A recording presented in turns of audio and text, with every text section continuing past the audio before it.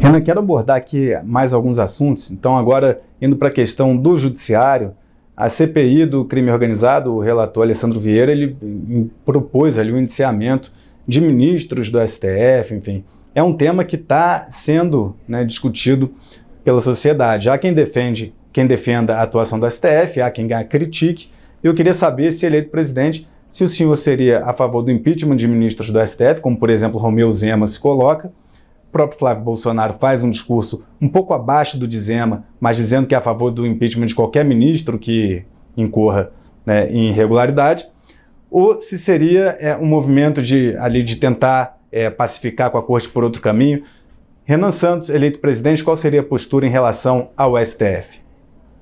Eu acho que está ficando claro que pelo menos dois ministros, a gente está falando do Alexandre de Moraes e do Dias Toffoli, eles não têm condições morais de permanecer nessas posições. Inclusive, a gente organizou uma manifestação em São Paulo no último sábado pedindo impeachment deles. Isso, então, é público notório, não só da minha parte, mas do grupo político ao qual faço parte, essa defesa.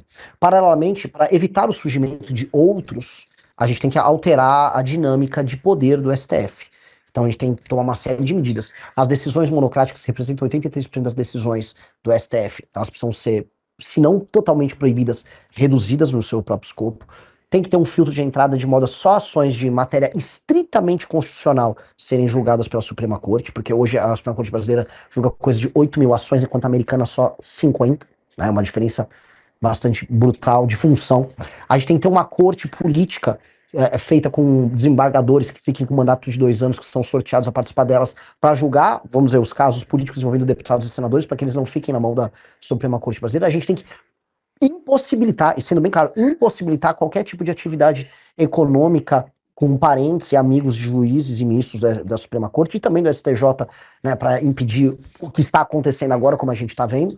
E aí, com base nisso, e também ter um prazo máximo para pedidos de vista que acontecem da Suprema Corte, que com base nisso, aí o escopo da atuação do STF, que dá esses superpoderes para ele, diminui muito. E aí o STF volta para a caixa dele.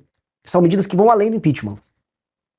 Perfeito, Renan. Estou avisando aqui no estúdio aqui que a gente tem um prazo aqui, mas antes de encerrar a entrevista, eu sempre concedo ao meu entrevistado a oportunidade de dirigir umas palavras finais aqui para o público, mas eu queria só antes fazer uma rápida pergunta, só voltando àquela questão do cogumelo. Então, o consumo, o fato de o senhor ter consumido cogumelo alucinógeno não depõe contra a política de segurança pública que o senhor pretende implementar? Não, e por que iria depor? Não depõe, assim, isso não é a base. Mas o cogumelo, ele não é uma substância proibida. O cogumelo não é. Existe a questão da comercialização, que é uma questão que está em discussão. Ele em si não é. E eu acho, eu defendo, eu volto a colocar aqui, eu defendo que a substância psilocibina, assim como o próprio canabidiol, e é uma defesa pública minha já há muito tempo, que sejam utilizados como tratamento, e tem muitas doenças que podem ser tratadas com eles. Não tenho nenhum, assim, para mim não é um tabu falar sobre isso, isso não interfere na nossa política contra o crime organizado em nenhuma medida. Até porque o crime organizado não é apenas o tráfico de drogas, ele é o tráfico de drogas somado a uma atividade que em si é política, que envolve a tomada, em última instância, do território brasileiro e do Estado brasileiro. Então, de maneira nenhuma. Sim, não é muito tabu, pelo tanto que a gente está falando aqui abertamente sobre a questão. Numa boa, e não deve ser. Inclusive, só uma coisa. Eu tenho revista publicada sobre isso. A revista Valete tem uma capa falando sobre a direita americana psicodélica, o Elon Musk. Só para dar um exemplo, o Elon Musk, o Steve Jobs já utilizaram isso em termos de produtividade. Tem gente que fala, isso aqui aumenta a tua produtividade, sua capacidade criativa. Gente no mercado financeiro usa, no mercado publicitário usa. É igual pessoas que usam remédios tarja preta para aumentar sua produtividade em vários lugares. Então, é uma discussão, isso aqui tem que ser legal. Eu acho que sim, essas substâncias elas têm um uso que pode ser terapêutico, muito útil, tem muitos papers e muitos estudos que levam essa discussão. Eu não tenho problema nenhum. A questão toda minha é com o tráfico de drogas e com o que nós devemos fazer sobre o tráfico de drogas. E vou te falar ainda uma coisa, Capelli, para melhorar ainda a tua matéria, tá? Depois de destruir o tráfico de drogas, eu sou a favor de que os estados possam fazer, para você ter uma liberdade em estabelecer algumas políticas penais. E se algum tipo de estado brasileiro, por exemplo, Santa Catarina, se depois a gente destruir completamente as facções, daqui 10, 15 anos, puder ter uma discussão sobre a legalização de alguma substância, a maconha, um exemplo, eu acho que é uma discussão super válida. Não tenho tabu em discutir isso. A minha abordagem sobre o crime organizado é uma abordagem holística sobre o crime organizado. Inclusive, o senhor chega a defender pena de morte em alguns casos? Eu defendi pena de morte para casos de estupro.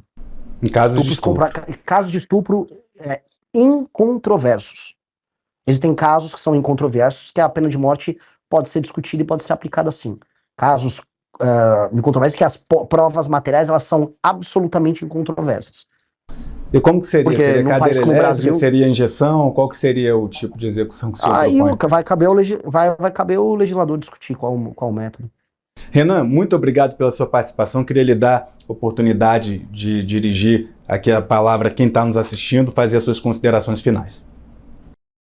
Gostaria de agradecer a todos pelo espaço, agradecer ao Metrópolis pelo espaço, prometo retornar aí. E queria falar para todo mundo assim, o Brasil pode ser um lugar muito melhor do que ele realmente é. O Brasil pode ser um lugar em que a pobreza fique no passado, em que as coisas que eu vi rodando no Maranhão, né, a ausência total e completa de atividade econômica, a dependência total do Estado, esgoto a céu aberto, roubalheira como regra e não como exceção, esse Brasil ele pode deixar de existir, que você não precisa imaginar que sua vida é viver numa favela, andar num transporte clandestino, depender de auxílio do governo. Não, a vida pode ser muito mais e muito melhor do que isso. E que há um impeditivo político que faça com que o Brasil seja a draga que ele tem. E o Brasil tem o potencial de ser uma das 5 maiores nações do mundo. O Brasil nasceu para ser uma dessas 5 maiores nações do mundo. O Brasil tem vocação imperial e nós precisamos construir esse Brasil. E com base nisso, agradeço a todos, agradeço também o Capelli. E é isso. Até mais, galera. Muito obrigado Renan Santos, obrigado a você que nos acompanha até agora. Siga as redes sociais do Metrópolis, a coluna Paulo Capelli em metrópolis.com. E é isso, um forte abraço, tchau, tchau.